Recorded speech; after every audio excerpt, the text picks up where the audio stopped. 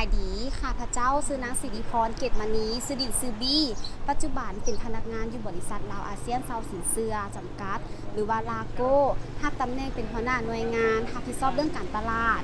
บริษัทลาวอาเซียนเซาสินเสื้อจำกัด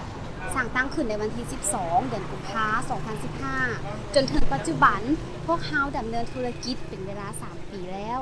ลาโก้เป็นบริษัทบริการเซาสินเสื้อบ่ว่าจะเป็นรถจักรรถใหญ่ทั้งรถใหม่และรถมือสองซึ่งอัตราดอกเบี้ยเป็นกันเองสามารถผ่อนยาวสูงสุดถึง 5 ปี วงเงินสูงโดยอิงตามความต้องการของลูกค้าซึ่งสามารถอนุมัติไว้ภายใน1 มื้อ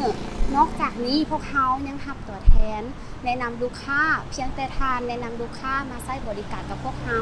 ทางเขาจะมีค่าตอบแทนให้ยิ่งทานแนะนำหลายทานยิ่งได้หลายถ้าท่านสนใจใช้บริการหรืออยากเป็นส่วนหนึ่งของบริษัทสามารถติดต่อสอบถามตามเบอร์ 020-5447-1526 ลาโก้บริการด้วยใจสะดวกว่องไววงเงินสูงขอขอบใจ